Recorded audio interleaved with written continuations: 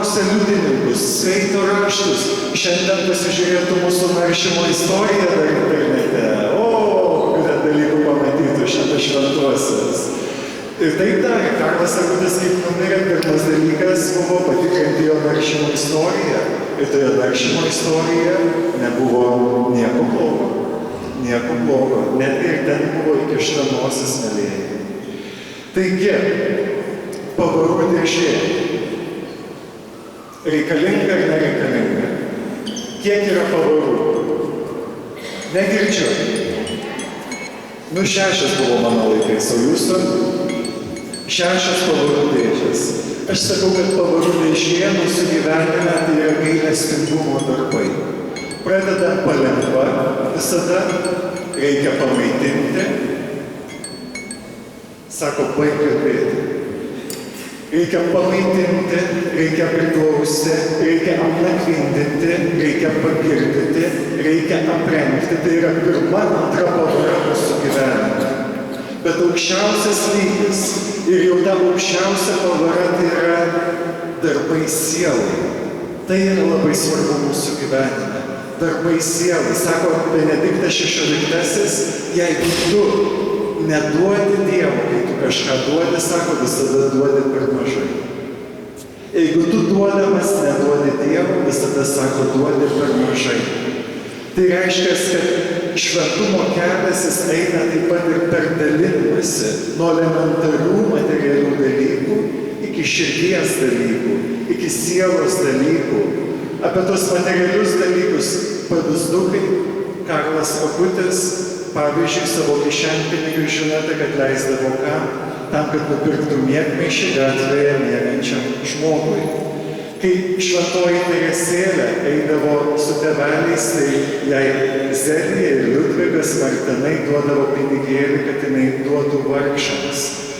Pier Džordžo Frassati, 24 metų studentas ir taip pat paskelbtas šventuoju kartu su Karlu Akučiu. Kai jam buvo 5 metai ir pasibeldė į namus, mama su vaiku, tai jis ką padarė, nusiėmė savo batukus ir sako, tikrai greičiau, kad nieks nematytų. Bet to yra per mažai. Mes žinome iš Karlo, pavyzdžiui, gyvenimo, kad jisai kūrė puslapį apie eucharistinius stebuklus. Kam? Todėl, kad jis norėjo pasidalinti, kas jam teikia įkvėpimo daryti tuos gailestingumo darbus. Eucharistija. Ir ne tik nemokanti pamokyti yra gailestingumo darbas sielai, bet ir nuliūdusi paguosti. Čia yra iš Frasačio gyvenimo atsitikimas, kuris palietė mano širdį.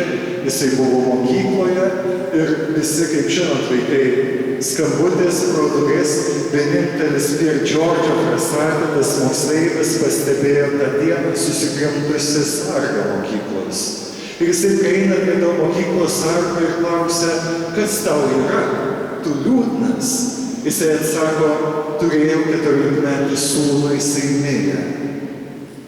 Jisai bandė jį paguosti, bet ne tai dar yra kulminacija pasakojimo.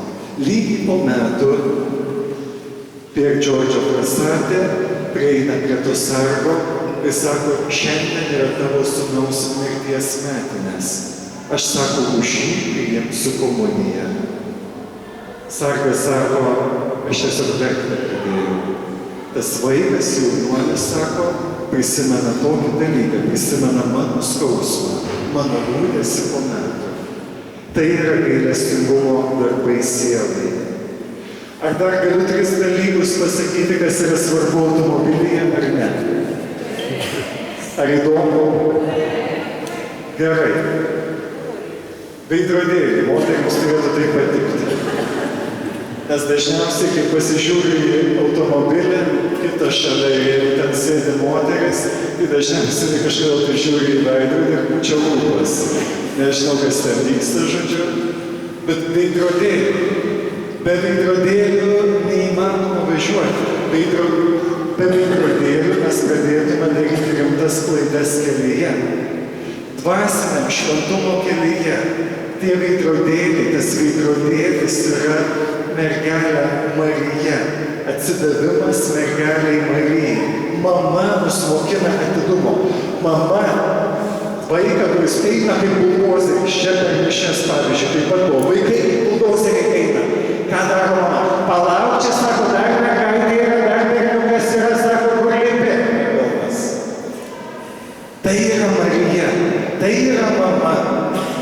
Tai yra tie veidrodėliai mūsų gyvenime, kai mes gan santykį su mergelė Marija. Ar tai bus rožinis, ar tai bus litanija, ar tai bus tavo pokalbis priešais paveikslą Marijos.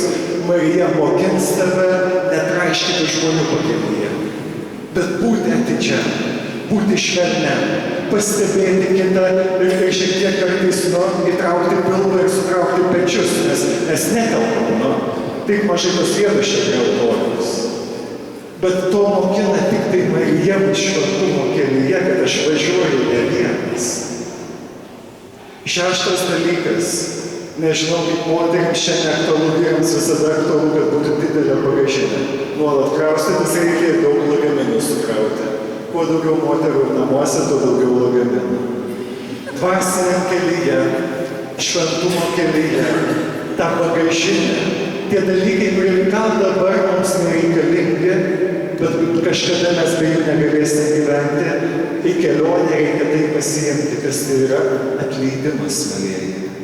Nesutiksit šventojo, nesutiksit tokio gyvenimo aprašymo šventojo, kur kažkas nesusidūrė su tuo, kad reikia nuolat mokytis atleisti.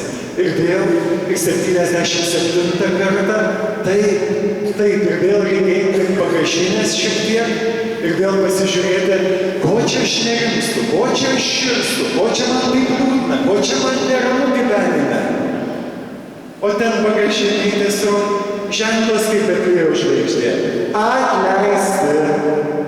Atleisti, sako, ir vėl tau reikia atleisti. Vyrui, žmonai, vaikams, kunigams, kam tik norite, bet be atleidimo šventumas yra neįmanomas. Kuras, paskutinis dalykas, mėlyje. Pyk, nepyk, gali užsivesti, gali duris užsidaryti, gali langai nerasuoti ir veidrodėlį gerai veikti, bet reikalingas kuras, kuris visą tai temps į priekį, temps link tikslo.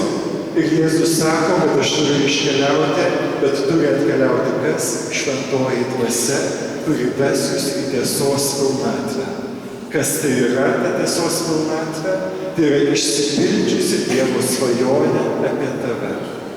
Šventoji dvasia nori, kad tu būtum išsipildžiusi svajonė. Tave sutinka Dievas tokį, koks tu esi, bet tave Dievas nori vėliau išleisti tokį, koks jis nori, kad tu būtum. Taigi šventoji dvasia, santykis su ja, jinai veda mus į gylį, į brandą. Tik tai jos dėka, sako Paulius, mes galime pasakyti, kad Jėzus yra viešpats. Paulius sako, tik šventosios dvasios dėka mes galime išgyventi su Dievu santykį kaip su Tėvu ir šaukti Abba. Taigi, ne veltui mes eilinį laiką pradedame su sekminėmis, nes mums reikia ištisai sekminė iki tų visų švenčių, advento ir gavėnios.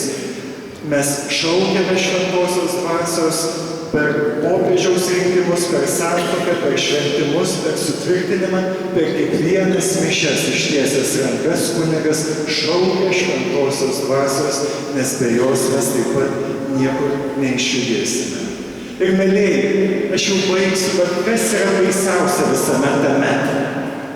Kad viską reikia daryti vienu metu. Viską tiesiog, man tai buvo baisu.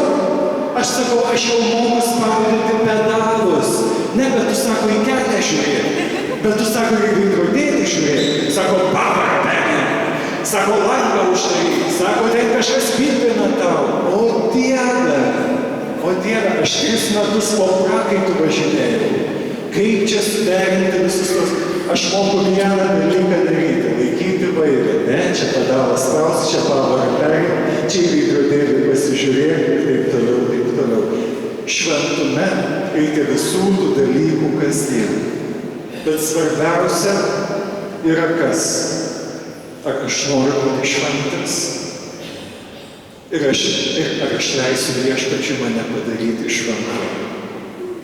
Nes šventumas tai ne ką aš padarysiu, bet ką Viešpats padarys su manimi. Ar noriu būti šventas ir ar leisiu Viešpačiui mane padaryti šventu. Koks jūsų atsakymas? Aš kitokį ir nesitikiu, nes šį vyskupas yra, jis taip ir negali pasakyti. Kai valdžios reikia sakyti taip, kaip reikia sakyti teisingai. Tai žinoma. Juokauju, ačiū Ekscelencija, kad esate su mumis šį vakarą taip pat. Tai, mielieji, tik taip paprastai šiandien. Noriu būti šventas, Viešpatie, padaryk mane šventu. Amen. Garbė Dievui, Tėvui ir Sūnui ir Šventajai Dvasiai, kaip buvo pradžioje, dabar ir visados ir per amžius. Amen.